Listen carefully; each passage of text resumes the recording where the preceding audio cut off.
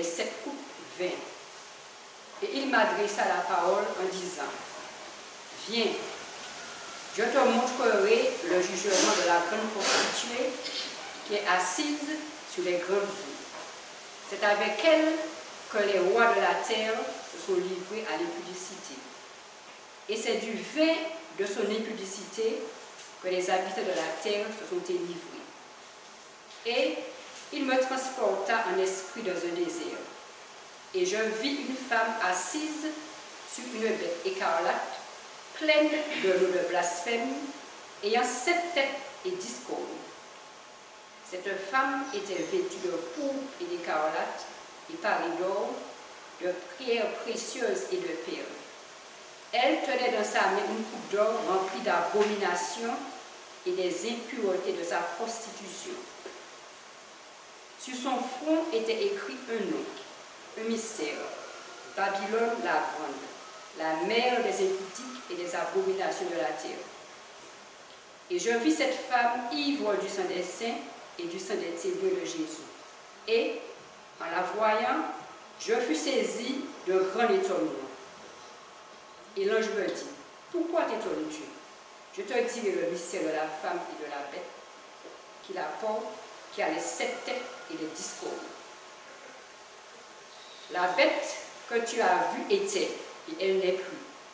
Elle doit monter de l'abîme et aller à la perdition.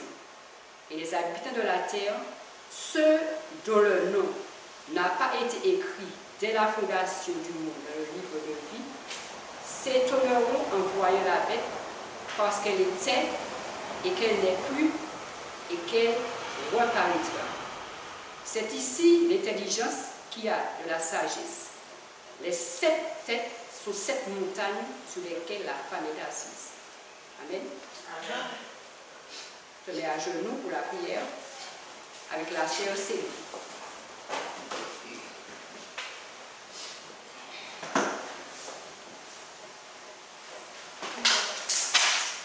Prions.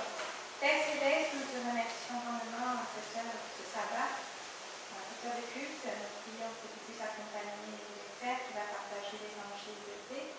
Puisses-tu les bénir et puisses-tu faire en sorte que de ces lèvres puisse sortir ta parole sainte, vérifiée, et qu'elle nous vienne pleine de vérité pour nous édifier ce matin, nous aider à comprendre ta sainte et divine volonté. Puisse ton Saint-Esprit nous éclairer, nous aider à comprendre les Saintes Écritures, et surtout aide-nous à les mettre en application dans notre vie. Puisses-tu nous bénir tous ici présents, ainsi que toute l'Assemblée réunie dans le monde. Ton volonté, ce sont des bénédictions que nous te demandons en tant que Jésus-Christ et pour ta gloire. Amen. Amen.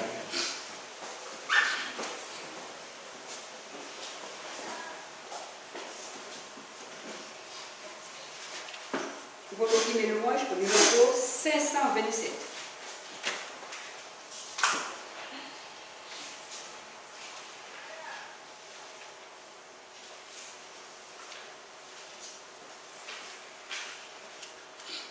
Quand le vol de la tempête vient assombrir ton ciel bleu, au lieu de baisser la tête contre les bienfaits de Dieu, contre les bienfaits de Dieu, mets tout devant tes yeux, tu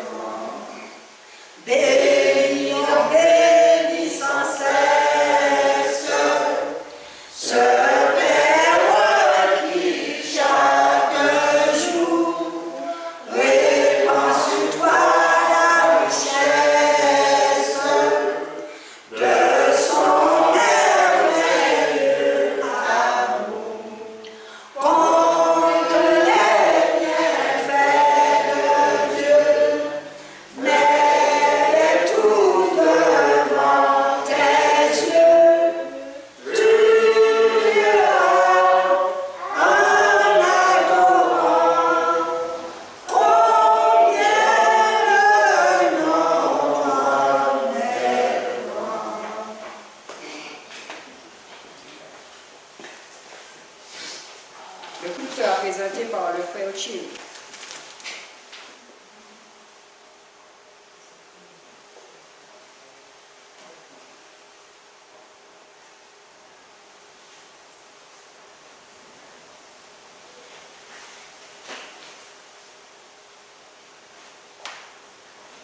Je salue les petits-enfants,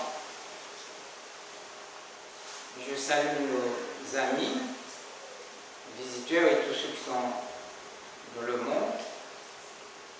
Je salue aussi tous ceux qui nous cherchent, qui cherchent l'Évangile avec un cœur sincère et honnête. Et je salue aussi, je n'oublie pas de saluer tous les malheureux de la terre. Il y a des hommes et des femmes, des enfants qui sont victimes de grandes souffrances dans ce monde. Je dis à tous mes frères et sœurs, bon sabbat. Notre but, c'est être au ciel un jour. Nous vivons dans un monde en feu. Le monde est sombré dans le ténèbre. Le monde est en feu. Mais aujourd'hui est venu ce qu'une personne a planté, c'est que la personne va récolter. Si la personne plante de bons fruits, elle va récolter de bons fruits. Mais si la personne plante de mauvais fruits, elle récoltera aussi de mauvais fruits. Mais tout fruit qui porte une tache, cela signifie que l'arbre n'est pas agréable, n'est pas bon. Nous devons opter de bons fruits en ce temps de la fin, afin de récolter ce que nous avons semé. Ici, l'évangile est gratuit. L'évangile n'est pas commercial ici, c'est gratuit. Vous n'allez pas avoir de gros mangeurs de viande venir ici qui haïssent aussi notre école du sabbat, les gros mangeurs de viande et de poisson. Les plus durs, c'est qu'ils prennent un couteau pour tuer la bête. Même si la bête leur demande au secours, pardonne-moi. Ces personnes ont un cœur suffisamment dur comme je ne sais pas quoi, comme le fait pour tuer la bête. Et ensuite mettre de l'oignon, de l'ail, de ceci, de cela pour déguster, pour manger, pour avoir le palais agréable. Mais ce n'est pas notre but ici. Ici, c'est nous préparer pour un jour bénéficier l'accès au ciel, car le temps est proche et très solennel. Lorsque je lève les yeux vers le ciel, je pense à quelque chose. Je pense à une guerre. La Bible nous dit qu'il y a une guerre dans le ciel. Michel et ses anges précipita Satan, le diable, vers la terre. Et il est écrit dans la parole de Dieu, malheur à la terre, malheur aux habitants de la terre, malheur à la mer. Ouvrons notre Bible, on va le lire. Faisons-nous la Bible parler. Apocalypse 12.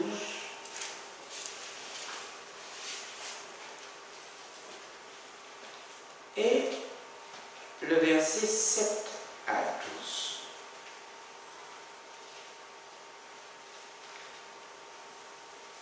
Il faut toujours sonder la Bible. Il y eut guerre terre, dans le ciel. Michel et ses anges combattirent contre le dragon, et le dragon et ses anges combattirent. Mais ne furent pas les plus forts, et leur place ne fut plus trouvée dans le ciel. Et il fut précipité le grand dragon, le serpent ancien appelé le diable, et Satan, celui qui séduit toute la terre, il fut précipité sur la terre, et ses anges furent précipités avec lui. Et j'entendis dans le ciel une voix forte qui disait, « Maintenant le salut est arrivé, et la puissance et le règne de notre Dieu, et l'autorité de son Christ, car il a été précipité l'accusateur de nos frères, celui qui les accusait devant notre Dieu jour et nuit. Ils ont vaincu à cause du sang de l'agneau et à cause de la parole de leur témoignage, et ils n'ont pas aimé leur vie jusqu'à la fin de la mort. C'est pourquoi réjouissez-vous, cieux, et vous qui habitez dans les cieux. Malheur à la terre et à la mer, car le diable est descendu vers vous, animé d'une grande colère, sachant qu'il a peu de temps. Ce qui m'interpelle, malheur à la terre et à la mer. Pourquoi ce cri d'alarme? Malheur à la terre. Malheur, malheur à la terre et à la mer. Qu'est-ce que ce cri nous annonce? Malheur à la terre et à la mer. Ce cri d'alarme nous annonce le danger. Oui, le danger. Une situation douloureuse. La famine, non seulement une famine physique, spirituelle, la méchanceté, une situation pénible qui se trouve sur la terre et le monde dans son ensemble. Regardez les informations. Regardez chaque jour les journaux. Malheur à la terre, car le diable sait qu'il n'a plus de temps. Mais ce n'est pas notre pain spirituel que nous allons partager ce matin. Nous allons ouvrir notre Bible dans Apocalypse 17.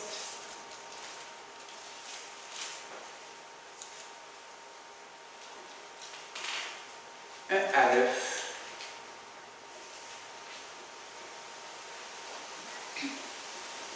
Apocalypse 17, 1 à 9. Puis, un de cet ange, qui tenait les 7 coupes, vint et m'adressa la parole en disant, « Viens, je te montrerai le jugement de la grande prostituée qui est assise sur les grandes eaux. C'est avec elle que les rois de la terre se sont livrés à l'impudicité, et c'est du vin de son impudicité que les habitants de la terre se sont enivrés. Et il me transporta en esprit dans un désert, et je vis une femme assise sur une bête écarlate, pleine de noms de blasphème, ayant 7 têtes et 10 corps. Cette femme était vêtue de peau et d'écarlate, et parée d'or, de pierres précieuses et de perles. Elle tenait dans sa main une coupe d'or remplie d'abominations et des impuretés de sa prostitution. Sur son front était écrit un nom, un mystère. Babylone la grande, la mère des impudiques et des abominations de la terre. Et je vis cette femme ivre du sang des saints et du sang des témoins de Jésus, et en la voyant, je fus saisi d'un grand étonnement. Et là, je me dis, pourquoi t'étonnes-tu? Je te dirai le mystère de la femme et de la bête qui la porte, qui a les 7 têtes et les 10 corps. La bête que tu as vue était, et elle n'est plus. Elle doit monter de l'abîme et aller à la perdition. Et les habitants de la terre, ceux dont le nom n'a pas été écrit dès la fondation du monde, dans le livre de la vie, s'étonneront en voyant la bête, parce qu'elle était et qu'elle n'est plus et qu'elle reparaîtra. C'est ici l'intelligence qui a de la sagesse. Les 7 têtes sont 7 montagnes sur lesquelles la femme est assise. C'est notre pain spirituel que nous devons partager ce matin ensemble. Amen. Qui est l'ange qui parlait à Jean? Qui est l'ange qui parlait à Jean? Qui parlait à notre frère Jean?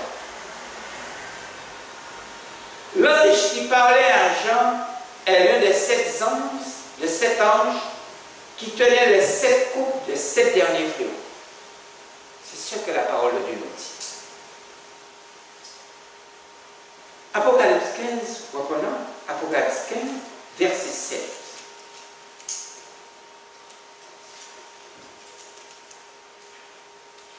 Apocalypse 15, verset 7 nous dit: et l'un des 4 êtres vivants donna aux 7 anges 7 coupes d'or pleines de la colère du Dieu qui vit au siècle des siècles.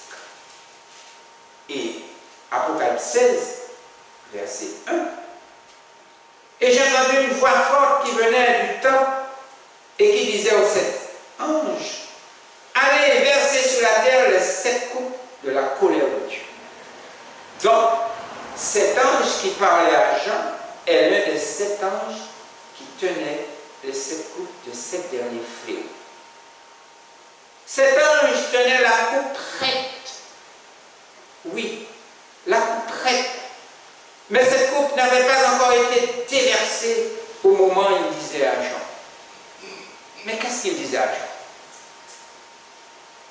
Qu'est-ce qu'il disait à notre frère Jean? Qu'est-ce que l'ange dit à Jean? Viens, viens, je te montrerai le jugement de la grande prostituée. Je te montrerai le jugement de la grande prostituée. Qu'est-ce qu'on déduit, vous et moi, ce matin? Je te montrerai à l'ange le jugement de la grande prostituée. Qu'est-ce qu'on déduit ce matin, vous et moi? La femme est assise sur la bête avant que les fléaux ne soient déversés sur la terre. Elle est toujours assise sur cette bête avant que les fléaux ne soient déversés sur la terre. Mais de quelle bête s'agit-il? Mais de quelle bête? Mais de quelle bête s'agit-il? La bête semblable à un léopard. Qui est cette femme assise sur la bête? La Bible va nous répondre, Apocalypse 17, verset 5. Sur son front était écrit un nom, un mystère: Babylone la grande, la mère des impudiques et des abominations de la terre. Voilà cette femme. Voilà celle qui est assise sur la bête. Quel est son plus grand péché? Elle est assise sur une bête, mais quel est son plus grand péché? Et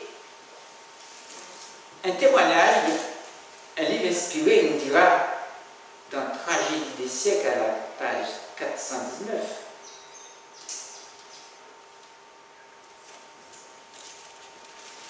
nous dira ceci.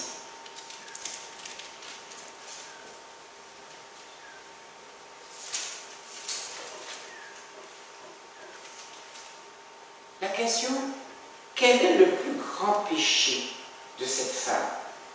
Le grand péché imputé à Babylone, c'est d'avoir fait boire à toutes les nations du vin de la fureur de son impudicité. Cette coupe enivrante. Que signifie enivrante? Comment? Enivrante. Sous. Cette coupe enivrante, ivre, qu'elle offre au monde représente les fausses doctrines héritées par elle en courtisant les grands de la terre. Attention aux fausses doctrines. L'amour du monde a dénaturé sa foi et l'Église déchue exerce à son tour sur ce dernier une influence néfaste en enseignant des doctrines directement proposées aux déclarations les plus explicites des Saintes Écritures.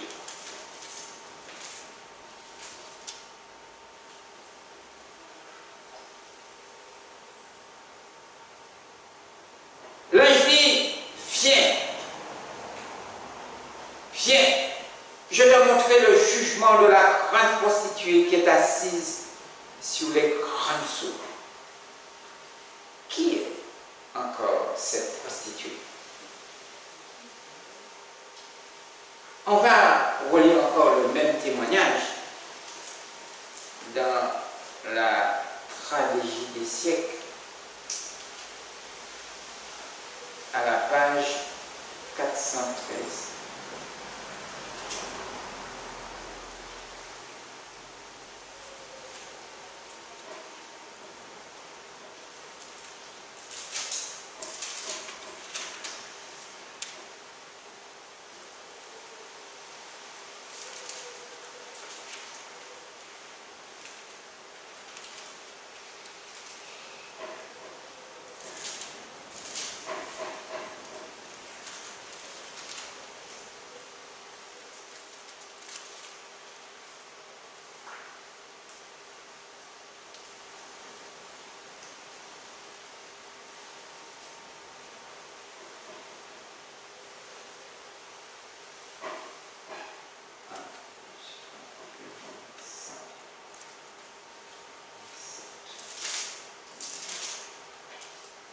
Alors la question était, qui est cette prostituée?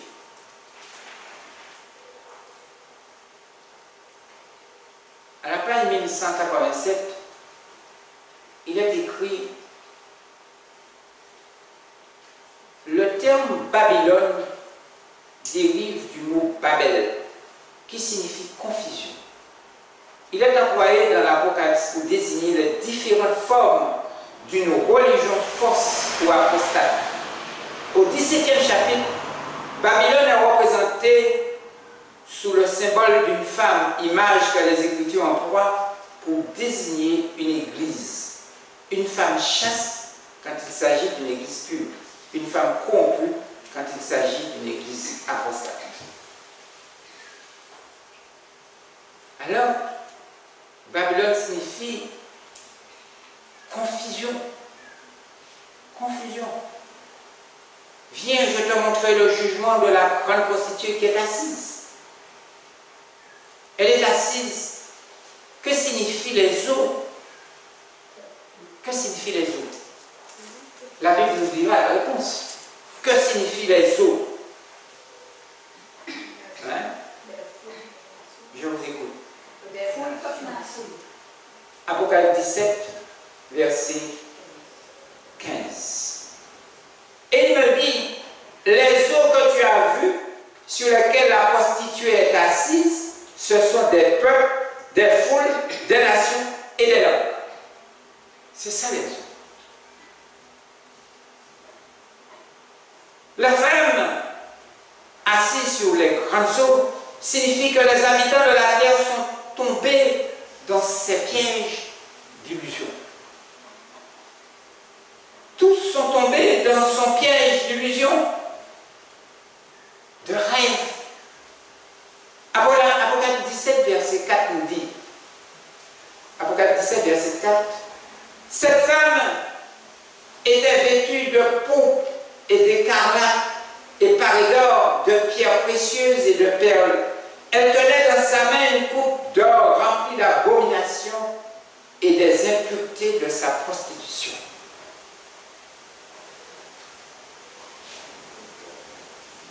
La femme assise sur les grandes eaux signifie que les habitants de la terre sont tombés dans ce piège. Oui.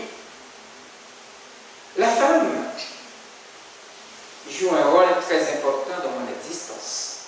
Ce n'est pas que je suis en train de critiquer la femme, parce que je suis sorti d'une femme. J'ai beaucoup de respect pour la femme. Mais que signifie cette femme que nous étudions ce matin? Que signifie cette femme? Cette femme est le symbole de système religieux contrefait. Voilà la signification. Est le symbole de système religieux contrefait. Analysons ensemble les caractéristiques de cette femme. Écoutez, par le biais de sa coupe, elle déverse de fausses doctrines. Sa peau, sa parure d'or lui confère une apparence de splendeur, la rendant de fait très attirante, belle.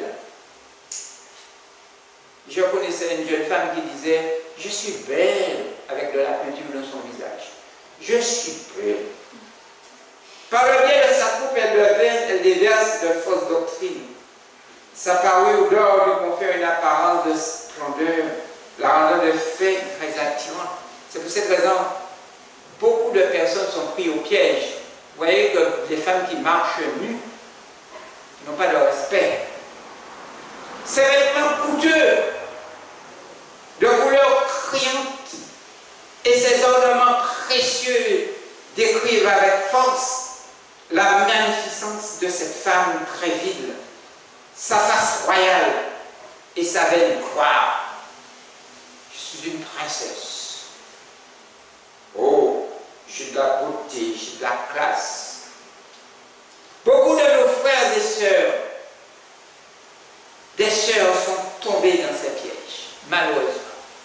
Quand vous voyez des sœurs qui se disent chrétiennes, qui attendent vivre au paradis en compagnie de Jésus et des anges, sont tombées dans les pièges de cette femme.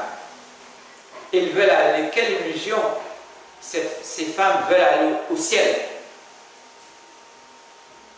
Par le pouvoir de son attraction, si irrésistible à l'œil, irrésistible à l'œil humain, elle a conquis les hommes les plus intellectuels, les plus érudits qui puissent exister sur cette terre. Quelle influence! Lisons Apocalypse 17, verset 2. C'est avec elle, la Bible nous dit, c'est avec elle que les rois de la terre se sont livrés à l'impudicité, et c'est du vin de son impudicité que les habitants de la terre se sont enivrés. Surtout ces jours-ci qui s'approchent de Noël, le vin de son impudicité va faire rage. L'alcool, le champagne, le boudin, le cochon, tout cela. Hein? Beaucoup de nos frères et sœurs sont pris au piège de ces femmes.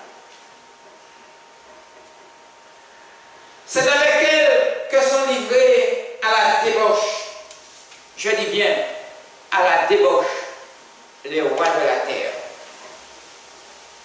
Un témoignage dit, les rois de la terre sont coupables d'avoir commis l'adultère spirituel avec cette femme à cause de cet acte. Les rois de la terre sont attachés dans ces pièges séducteurs.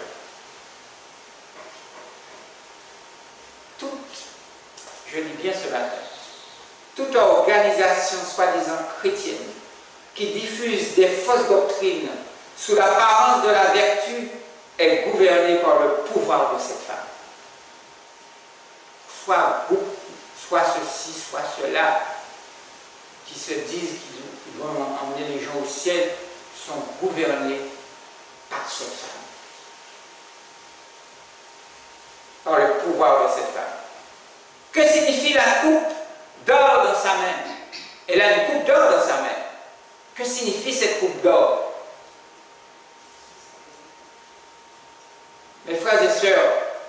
signifie cette coupe d'or que cette femme possède dans sa main? L'abomination et des impuretés de sa prostitution. Ceux ou celles qui boivent dans la coupe de cette femme sont malades psychiquement, physiquement et spirituellement. Lisons Apocalypse 13, verset 3. Apocalypse 16, Apocalypse 17, verset 3. Dit ceci. 17, verset 3.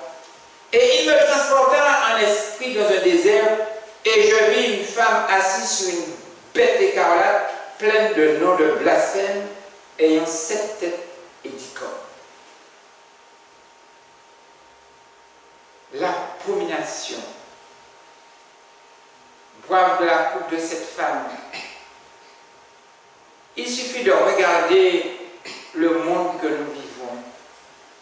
Le foyer de soi-disant chrétien, la famille, comment la famille est déchirée, le mariage.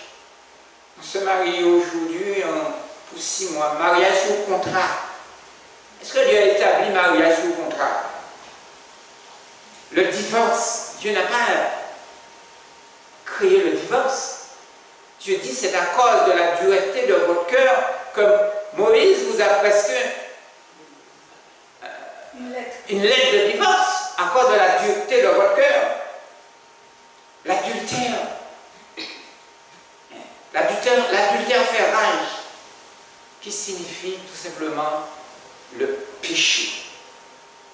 Le péché. Cette femme est assise sur une bête écarlate, qui signifie la couleur. Elle est assise sur cette bête ayant 7 têtes et 10 cornes. Elle est assise sur une bête qui a 10 cornes et 7 têtes, et sur ces têtes des noms de blasphème. Que signifie le blasphème? Le mensonge. Le mensonge. La bête à 7 têtes, que signifie le chiffre 7?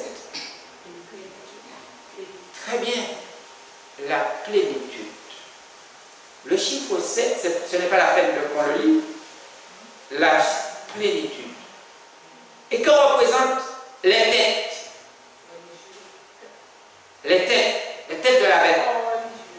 Des organisations religieuses. Autrefois, on nous a menti.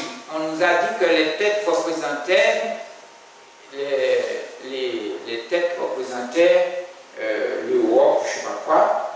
On nous a menti. Mais les organisations religieuses. Pourquoi ces têtes portent des blasphèmes, de mensonges? Le blasphème est équivalent à l'hypocrisie. Toutes ces organisations religieuses sont pleines d'hypocrites. Les hypocrites n'entreront pas dans le royaume des cieux. Vous le savez, nous devons nous préparer pour entrer dans le royaume des cieux. Mais les hypocrites n'entreront pas. Les gens qui ne savent pas préparer le sabbat, entrer dans le sabbat et connaître la signification du sabbat, les 10 commandements, la loi de Dieu, ses préceptes, ses principes, ses ordonnances n'entreront pas dans le royaume des cieux. Pourquoi cette tête porte des blasphèmes?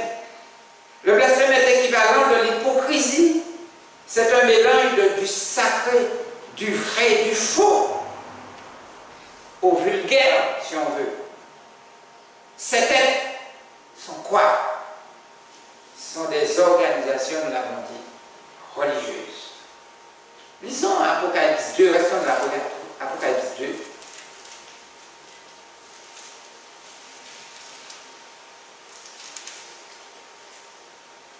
Le verset 9,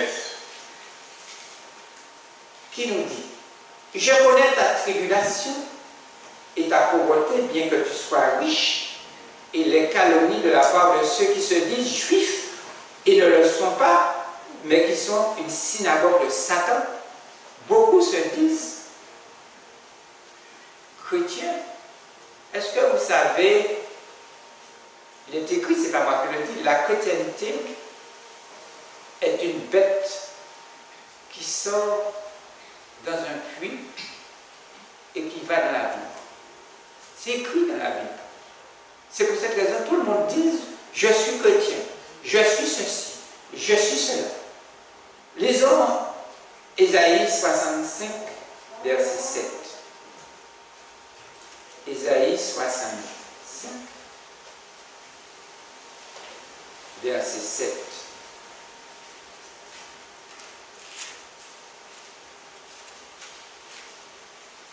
Ésaïe 65, verset 7 nous dit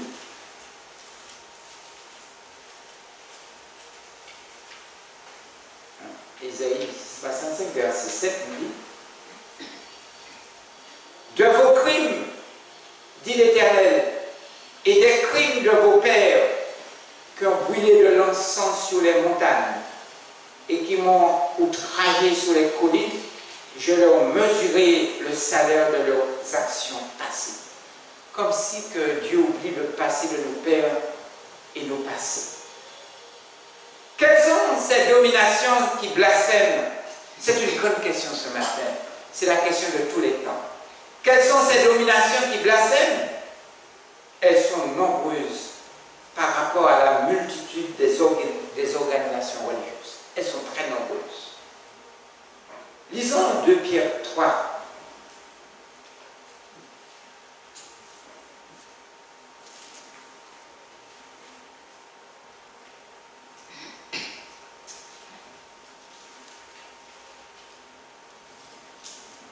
Pierre 3, verset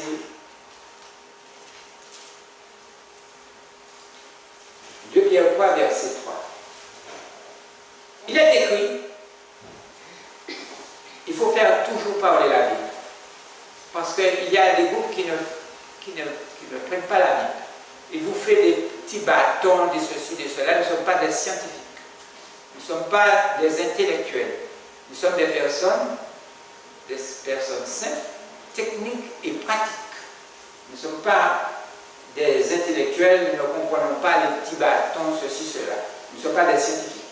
Il est écrit dans 2 Pierre 3, verset 3, sachant qu'avant tout, que dans les derniers jours, il viendra des moqueurs avec leur raillerie, marchant selon leur propre convoitise.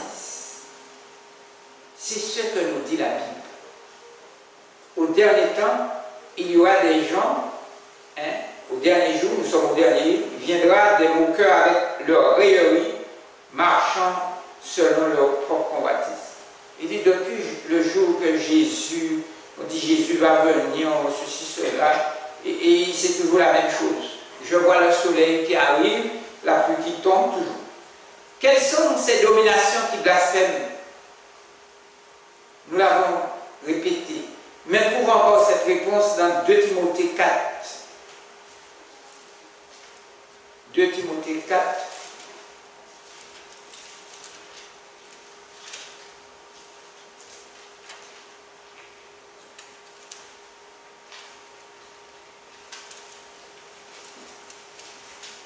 Timothée 4, 3 à 4.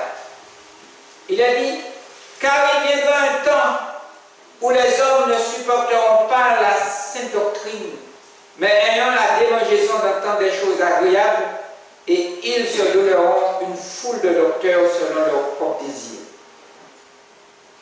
Détourneront l'oreille de la vérité et se tourneront vers les fables. Vous savez, aujourd'hui, quand vous prêchez l'évangile, on vous dit que vous êtes un faux prophète, vous êtes un faux berger, vous allez faire ci, faites attention. C'est comme à l'époque de Noé, ou bien Enoch. Faites attention. Et il est écrit, il viendra un temps où les hommes ne supporteront pas les saintes doctrines, mais on a des démangeaison d'entendre des choses agréables, qui caressent les oreilles. Le chiffre 7 biblique regroupe toutes ces organisations. Toutes ces organisations-là. Ceux qui boivent le vin venant de la coupe remplie d'abominations sont nombreuses et ils sont légitimes. Cela veut dire qu'elles portent aussi le nom de la femme prostituée.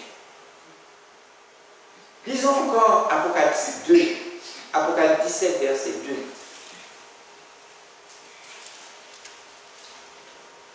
17, verset 2, nous dit, c'est avec elle que les rois de la terre se sont livrés à l'impudicité, et c'est du vin de son impudicité que les habitants de la terre se sont délivrés. Et Apocalypse 17, verset 9 nous dit, c'est ici l'intelligence de la sagesse. Les 7 têtes sont 7 montagnes sur lesquelles la femme est assise. La signification assise sur les têtes représente union des églises. C'est-à-dire catholiques, baptistes, adventistes, pentecôtistes, tous ces petits groupes-là commerciaux, toutes les églises soi-disant, toutes ces organisations soi-disant chrétiennes, qui vous disent je vais vous emmener au ciel, de groupes malsains. Le catholicisme, le protestantisme et le spiritisme se serrent la main par l'intermédiaire d'une confédération de rodignitaires.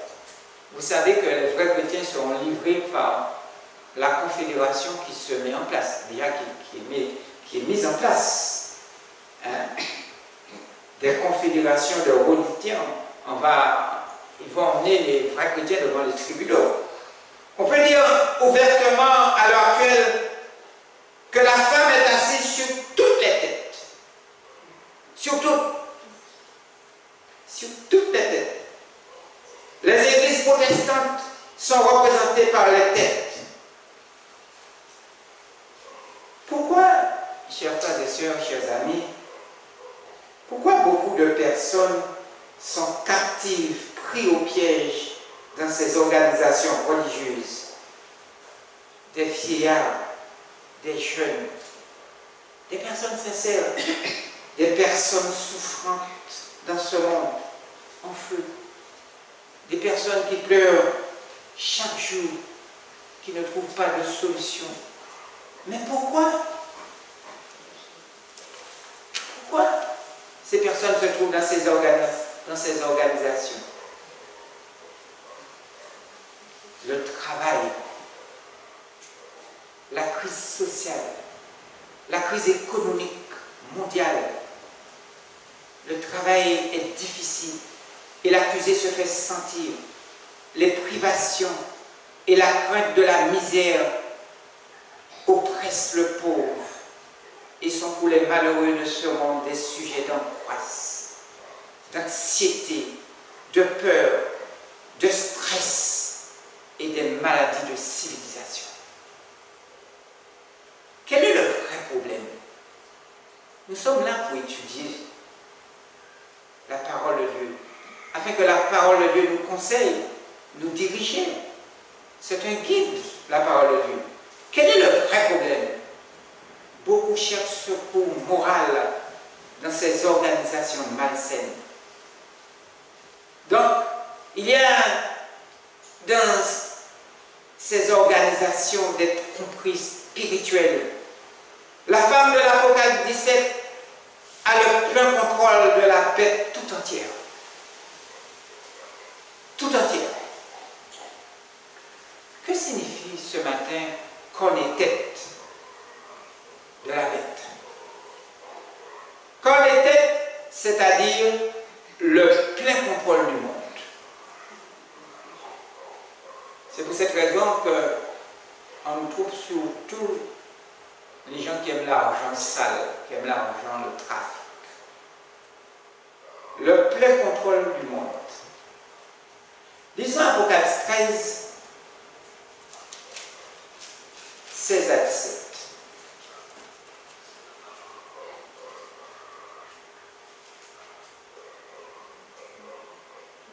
Et elle fit que tout petit, et grand, riche et pauvre, libre et esclave, reçussent une marque sur leur main droite ou sur leur front.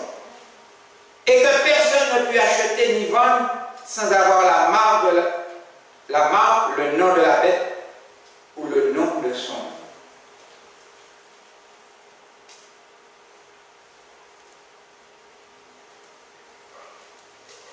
qu'est-ce que c'est cette femme et la bête? Je pose moi-même cette question. J'en ai vu, mais qu'est-ce que c'est cette femme et la bête? Oui, je vous pose aussi cette même question. Vous pouvez dire que je fais partie de ce système religieux, mais je vous dis non. Non, c'est vrai. Je suis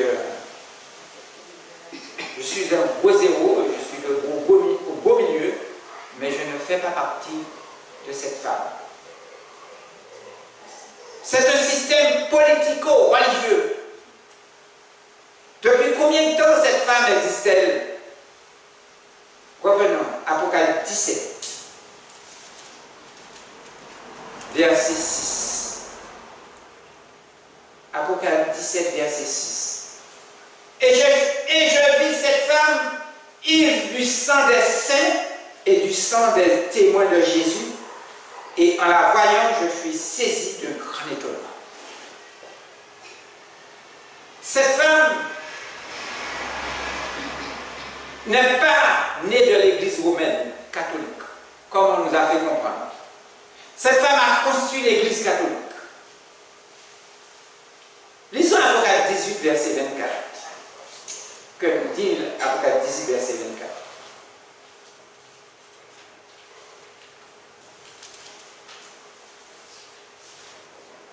Et parce qu'on a trouvé chez elle le sang des prophètes et des saints de tous ceux qui ont été égorgés sur la terre. C'est pas moi qui le dis. On nous avait compris que c'est l'Église catholique seulement. Mais la Bible nous dit, et au verset 24 de l'Apocalypse 18, et parce qu'on a trouvé chez elle le sang des prophètes et des saints de tous ceux qui ont été égorgés sur la terre. Même ici, je suis un gros zéro, je suis debout au milieu, mais il faut savoir réfléchir. Cette femme n'est pas née de l'Église romaine. Elle a construit l'Église catholique. Cette femme, elle est ivre non seulement du sang des martyrs de tous les âges, elle est ivre du sang d'Abel.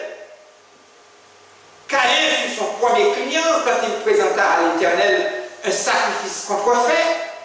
Et ensuite, Caïn, qu'est-ce qu'il fait? Il tue son frère. C'est son premier client. Il faut qu'on sache, vous et moi, Dieu n'accepte point ni substitut, ni la religion d'un homme à inventer. Ici, nous ne sommes pas une religion. Nous sommes des frères et sœurs qui viennent en Christ étudier et partager la parole de Dieu avec respect les uns les autres. Nous ne sommes pas vendeurs de religion, nous ne sommes pas vendeurs de, comment dirais-je encore, vendeurs de l'évangile. Nous ne sommes pas marchands de l'évangile, ni marchands de rêve, ni marchands d'illusions. Hein?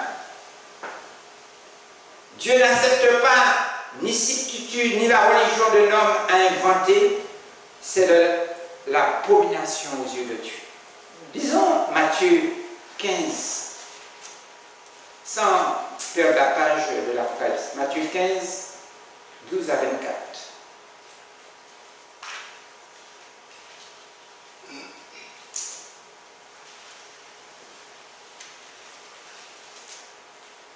Matthieu 15, 12 à 14.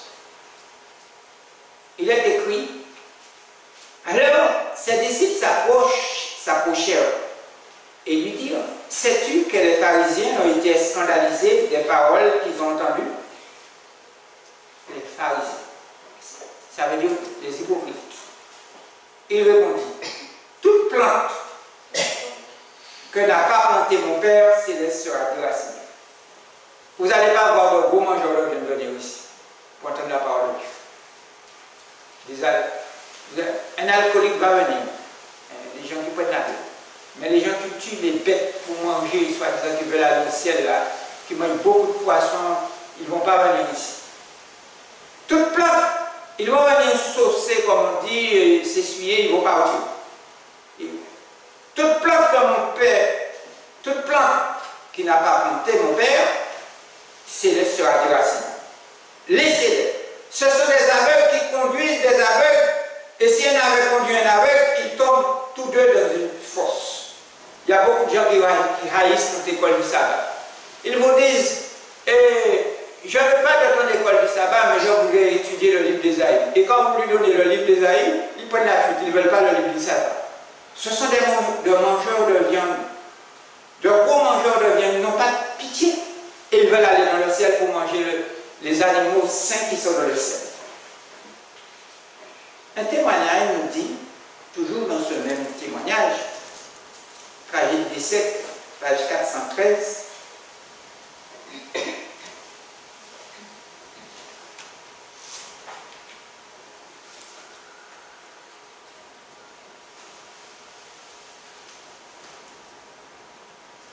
il est écrit, Babylone est appelée la mère des impudiques. Ces filles représentent évidemment les églises qui s'attachent à ces doctrines et à cette tradition et qui, comme elles, sacrifient la vérité et l'approbation de Dieu pour contrarier une alliance illicite avec le monde. Par exemple, vous allez dans certaines églises qui vous diront que la Bible dit les 144 000 vivants, ils vont dire que les 144 000, il y a des morts. Dieu n'a pas affaire avec les morts. Les morts, quand ils sont morts, la Bible nous dit c'est au 7e trompette que les morts ressusciteront. Ceux qui sont morts, ils n'ont pas de part avec les vivants. Au 7e plaie, comme disent les sœurs, que les morts ressusciteront. Les 54 000, ce sont des personnes vivantes qui vont faire un travail au moment du grand cri. Au moment du grand cri qui va se mettre en place bientôt. Hein? Ces filles représentent évidemment les églises qui s'attachent à ces doctrines et à cette tradition et qui, comme elles, sacrifient la vérité et l'approbation de Dieu pour contracter une alliance illicite dans le monde. Ces gens-là vous haïssent. Ah oui, ils me haïssent aussi. Ils me disent que je suis un faux berger, un faux prophète. Le message annonçant la chute de Babylone concerne des organisations religieuses qui, autrefois pures, se sont corrompues. Étant donné que ce message suit la proclamation de l'heure du jugement et se rapporte au dernier jour, il ne peut désigner l'Église catholique seule. Ils vous disent que c'est l'Église catholique. Mon Dieu, l'Église catholique est Babylone seule. Non! Non, puisque Babylone est assis sur toutes ces organisations-là qui se disent vivants à l'eau ciel. Hein? Il ne peut désigner l'Église catholique seule, tombée, il y a des siècles. En outre, au 18e chapitre, le peuple de Dieu est invité à sortir de Babylone. Il faut que nous sortons de là. Il faut sortir de là. D'après ce passage, nombre d'enfants de Dieu se trouvent encore dans Babylone.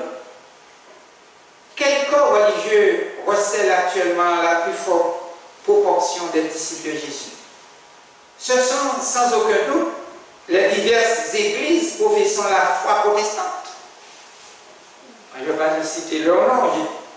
Au moment de leur naissance, ces églises ont pris noblement position pour Dieu et pour la vérité, et la bénédiction de Dieu a reposé sur elles.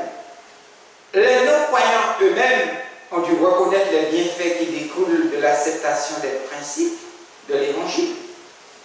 Pour employer le terme du prophète, ta renommée se répand parmi les nations à cause de ta beauté.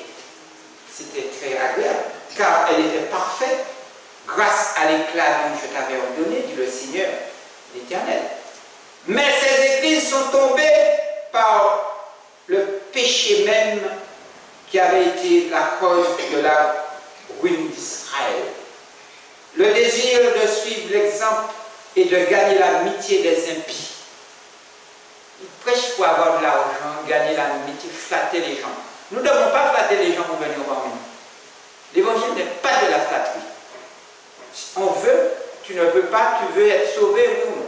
Dans ce monde pourri, le monde est pourri. Tu veux sortir de là, tu veux sortir de Babylone, oui ou non. Nous ne devons pas flatter les gens. Hein? le péché même qui avait qui avait été la cause de la ruine d'Israël, le désir de suivre l'exemple et de gagner l'amitié des impies. Tu t'es confié dans ta beauté. Tu t'es prostitué à la faveur de ton nom. Beaucoup de soi-disant chrétiens, chrétiennes se prostituent spirituellement mais aussi physiquement. Un grand nombre d'églises protestantes suivent l'exemple de Rome dans son commerce impur avec les rois de la terre, les églises nationales, en s'alliant avec les gouvernements civils, des églises qui font la politique, puis d'autres églises en recherchant la faveur du monde.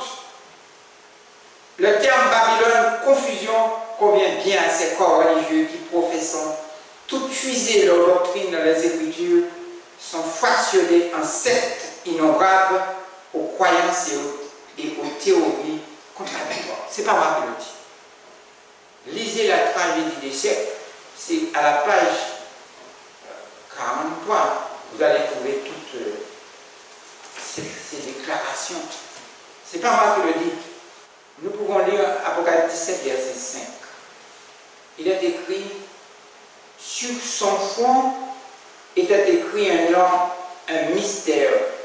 Babylone la grande, la mère des impudiques et des abominations de la terre. Là, sur son front était écrit un nom, un mystère, Babylone la grande, la mère des impudiques et des abominations de la terre. Que signifie cette phrase? Qui est la mère? Qui est la fille? Aujourd'hui, on ne voit pas la mère et la fille. La mère ressemble à la fille ressemble à la mère. Et tous les deux sont nus. On ne sait pas.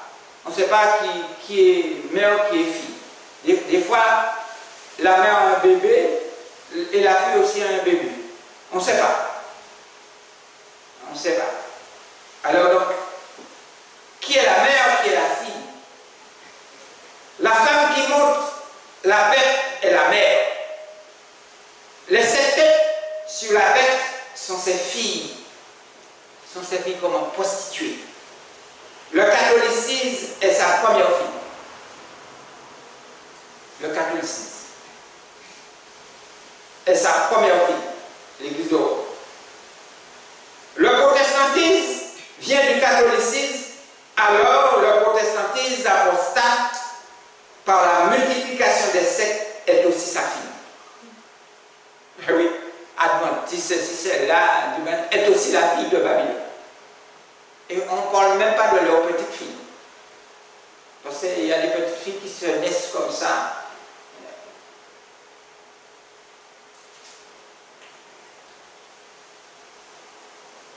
Alors le protestantisme, nous l'avons dit, apostate, par la multiplication des sectes, est aussi sa fille.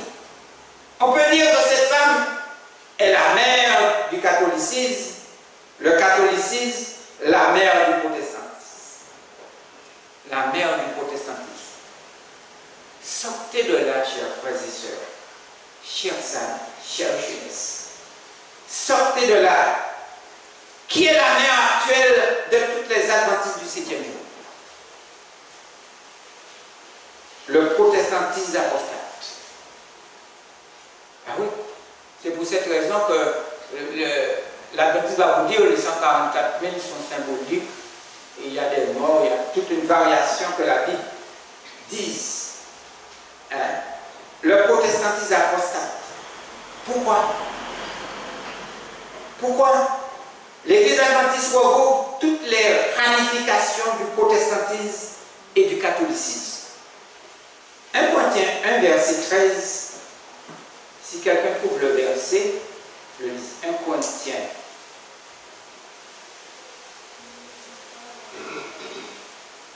Corinthiens 1. Quelqu'un, je voulais vous entendre quelqu'un. 1 Corinthiens.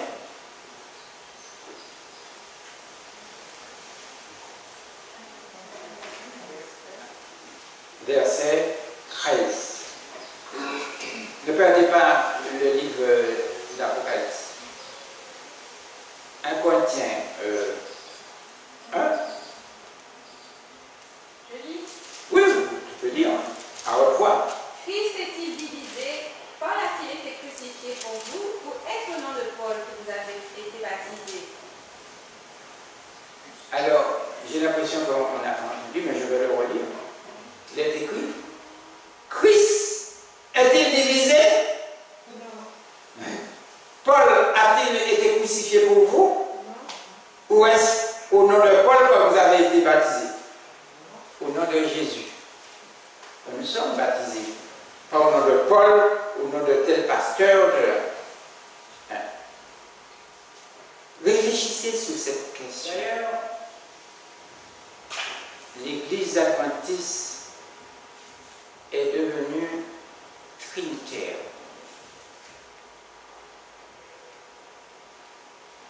Elle est devenue trinitaire. Elle adore le Dieu à trois têtes. Depuis quand? Depuis le mois d'avril 1980 à la conférence de Dallas. Elle a adopté cette pratique en son sein, l'adoration du Dieu à trois têtes. Quand vous adorez le Dieu à trois têtes, vous adorez le diable lui-même.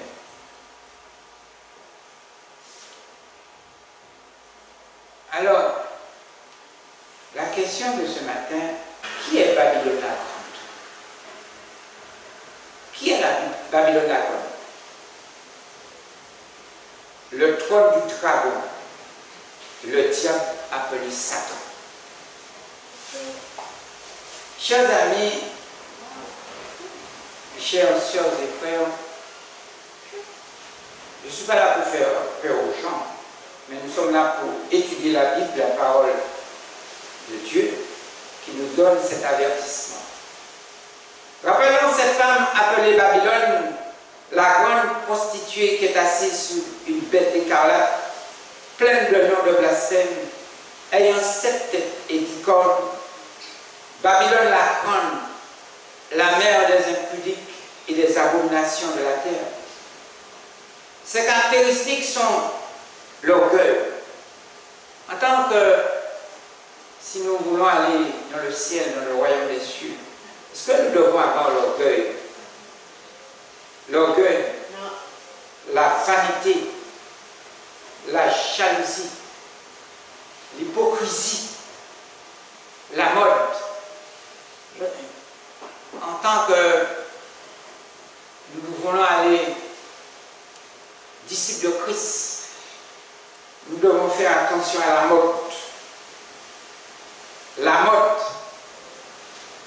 des soi-disant chrétiennes marchent nues, les anneaux par-ci, les hommes. On ne reconnaît pas qui est femme, qui est homme. Aujourd'hui, mon épouse se trompe. Elle prend homme pour femme adventiste, homme pour elle, ne sait pas. Moi aussi, je me trompe. La vanité, la jalousie, le mensonge, la calomnie,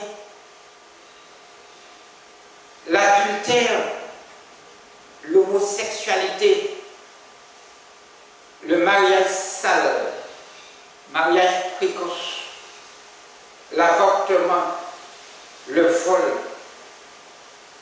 le crime. Beaucoup de soi-disant chrétiens sont en prison.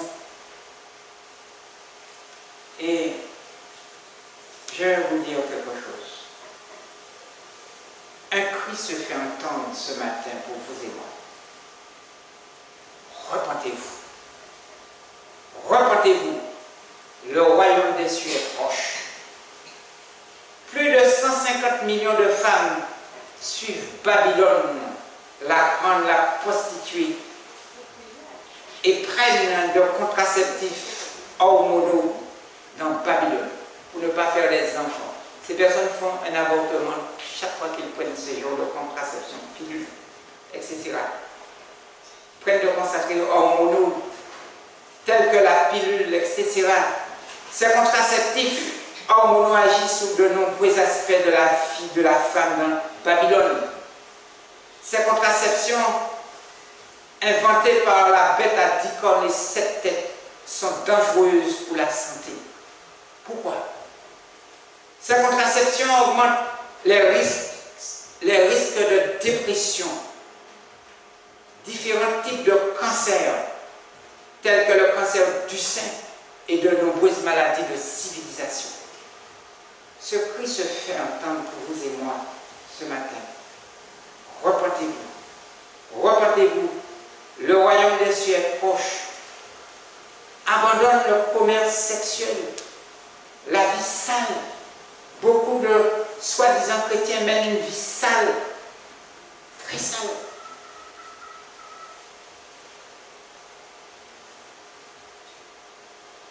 Ne prenez point la marque de la bête, bientôt qui va s'installer. Ne suivez point cette femme, Babylone. Ne le suivez pas. Repentez-vous. Repentez-vous. Le royaume des cieux est proche. Il est écrit quand l'été est proche. Vous savez que le temps est proche. Chers amis, chers sœurs et frères, chère jeunesse, sortez de Babylone la grande prostituée. Ne participez point à ces péchés et que vous n'ayez point de part à ces fléaux et à sa destruction. Sortez de là. Sortez de là vite fait. Ouvrez vos yeux et vos cœurs. Soyez prudents dans ce monde en feu. Je sais que, personnellement, je sais que la religion nous a formatés face à la peur, l'angoisse, l'anxiété, la fatigue morale, physique, le stress, les soucis de la vie. Beaucoup parmi vous ont contracté des mariages, des pactes, des alliances avec le diable appelé Satan, parfois même pour un bouchée de pain.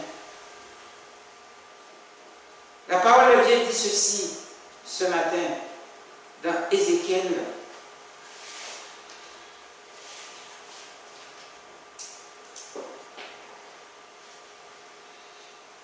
Ézéchiel 20.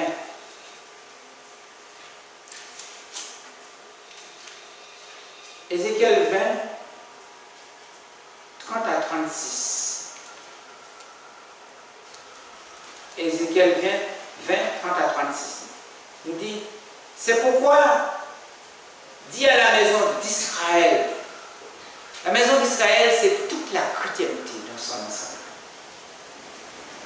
C'est pourquoi, dis à la maison d'Israël, ainsi parle le Seigneur, l'Éternel.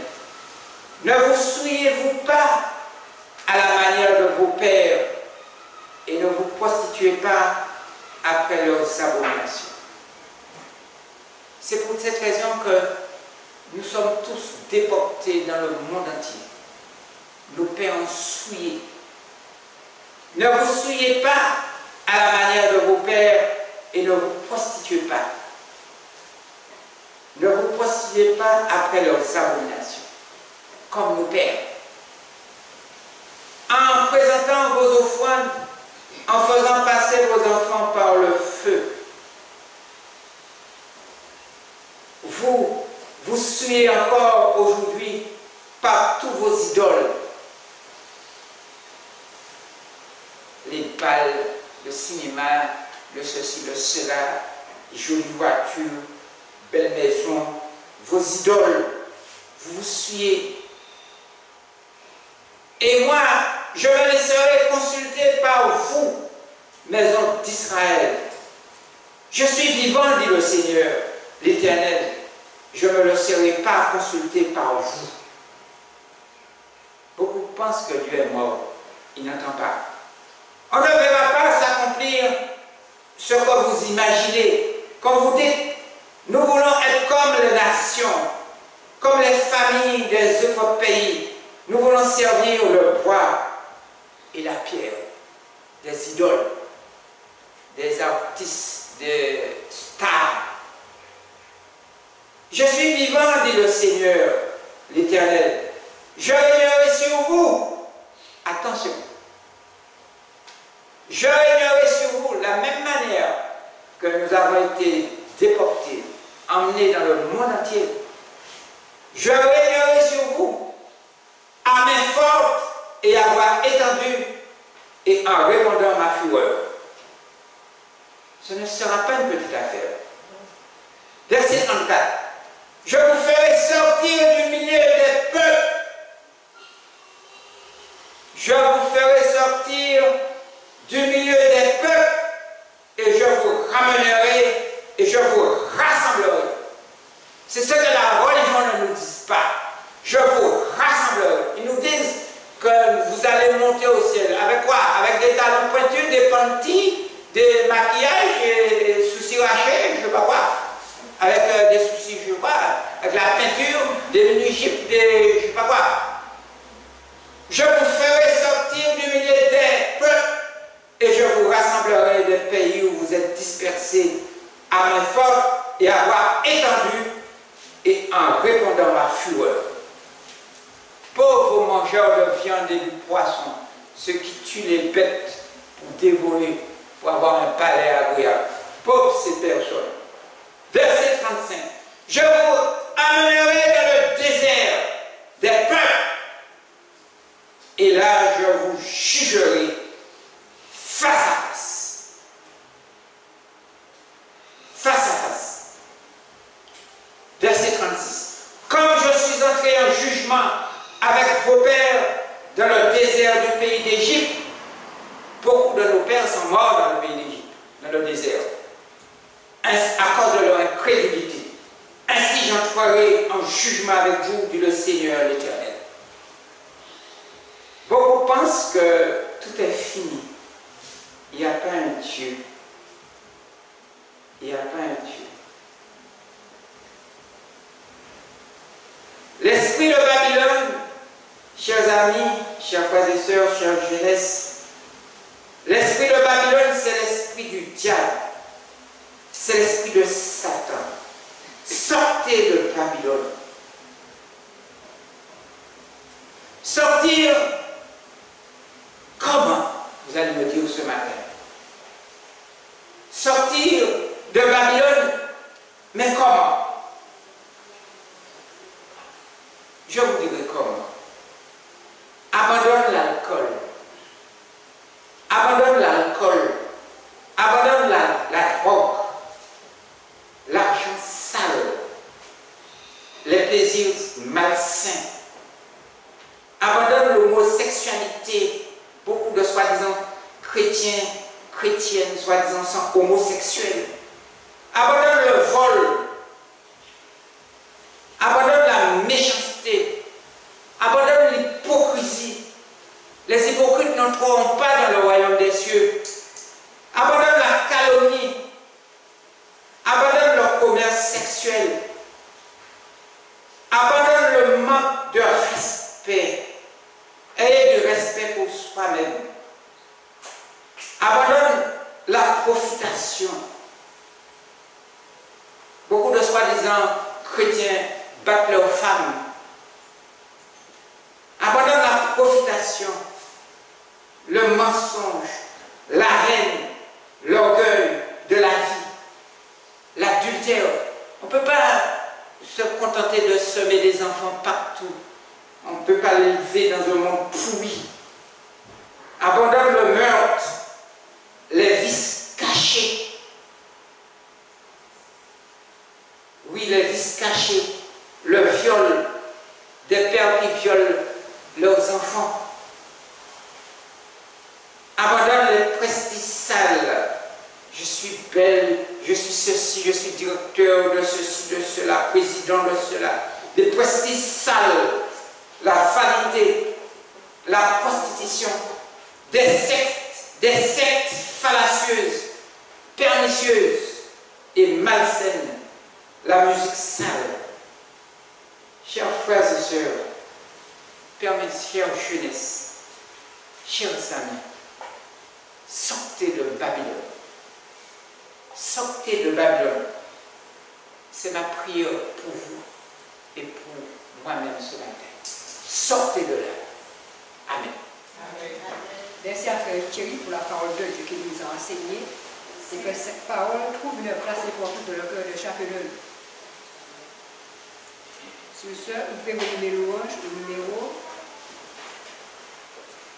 455. Gémissant sous l'esclavage.